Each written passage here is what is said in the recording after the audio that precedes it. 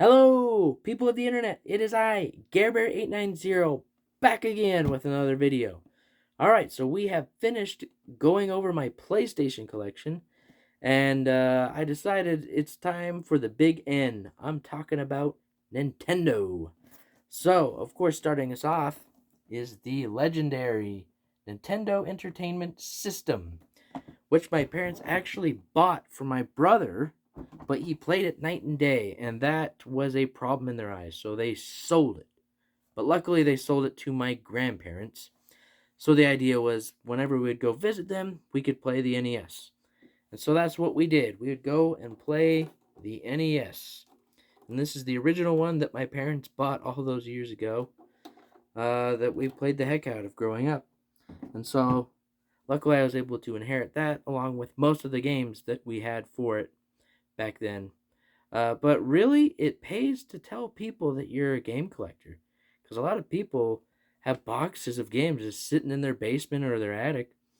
One example is I had a good friend that I told him when I got into collecting pretty heavy, that I was doing that, and he was like, "Oh, dude, I have a bunch of games. You can just have them." But I felt a little guilty just taking them. And so we agreed, that I'd pay him a little bit of money. It ended up being an extremely good deal. And so I was able to grab some awesome games from him. And one of those, not a game, but a device for the NES, the Game Genie. He requested that I take this because he had a lot of fun with it. And so I grabbed that for $2.50. All right, then we got Top Gun. This was part of the original collection, so $0. Then Hoops. And I played a lot of this game. Really fun, kind of quirky. But yeah, $0. And then we got Ice Hockey. $0. And then we got the infamous Wizards and Warriors, which it was one of those where I'd pop it in. Basically, could barely make it through the first level, and then that was as far as I got. Then years later, a good friend of mine, we were hanging out, and we decided to pull out the NES and just boot it up, and this is what he stuck in. And I watched in amazement as he just beat the game in like 15 minutes. Because you beat it, and it takes you back to the beginning, and you have to do it again. And he had just done it so many times that he had it memorized. So that was crazy. But yeah, $0 for that, and $0 for the Immortal Ghosts and Goblins. Another really challenging game. Most NES games were, though. Alright, and then here's one that I picked up for my friend in that bundle. The original Final Fantasy. $2.50. Alright, then we got Little Nemo the Dream Master, which we did have originally, and I'm not sure where it ended up. But my friend had it, and so I was like, you know what, I better pick it up. $2.50. A very fun game. I love the art style and the music in that. But it is not easy. And the same can be said for Mike Tyson's Punch-Out. It was basically I could get past the first fight, and then that was it. But yeah, $0. Alright, then we got TMNT 3, The Manhattan Project. I got this from my friend for $2.50, along with TMNT 2, the arcade game. And then we got the original Contra. Grabbed this from my friend for $2.50. And that was out of respect, because growing up we had Super C, aka Super Contra, that my brother would play a lot. And I just thought it was so cool. But unfortunately, it's Contra, and I really couldn't get far in this one. Alright, then we got Mega Man 2. Definitely a fan favorite.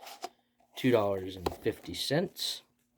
Alright, now here's a real big one, and I am not being sarcastic. We got Super Mario Bros. 3.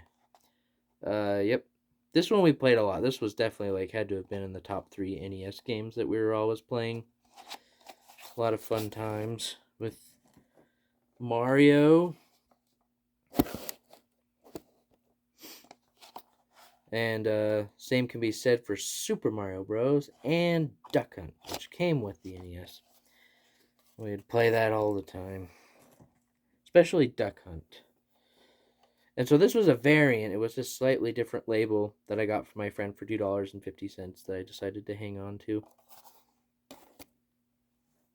Okay. And so I am happy that the younger me decided to save these boxes from the trash. And I'm definitely glad of that. And so up first we got Pinball, which unfortunately we never had this. The box was just always in the cupboard. But maybe one of the other grandkids took it home. Who knows? But we'd always dream of playing this. But I think it was more that just because we couldn't. Okay, and then up next we got Power Golf. Greg Norman. So this was one that we would pop in every so often. Very unique golf game. Can be kind of frustrating, I'll admit. Alright, then we got Mega Man 3.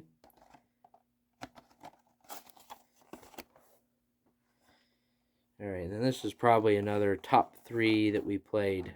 Rampage. We always thought this one was hilarious. And also it was 2-player. So yeah, gotta love Rampage.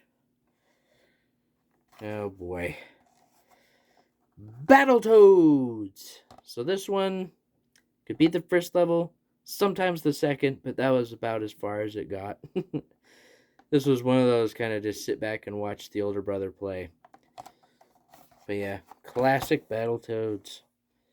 Alright, then we got Super Mario Bros. 2. The history behind this game is very interesting. Kind of a crazy story how we ended up with this version of Super Mario Bros. 2. But yeah, definitely a fun game. Alright, and then we got Metroid, the one that started it all. Very cool game. Very atmospheric. Die-hard fan of the series. Alright, and then we got the granddaddy, the one that started it all. The Legend of Zelda. It was funny, I was playing this many years later, and my mom was like, "That's Zelda." And she doesn't play games. And I was like, "What? How do you know that?" She's like, your older brother played that game so much that theme is going to forever be burned into my mind. So I thought that was pretty cool that she knew the theme from The Legend of Zelda. Alright, now to finish us off, we got a few variants of the NES. I'm talking about the NES Classic.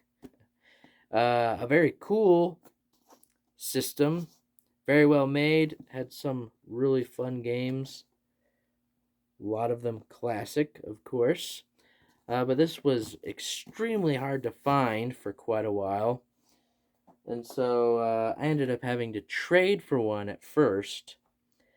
And then once they decided to start making them again, I was able to pick up another one just in case. And then I am a huge Lego fan.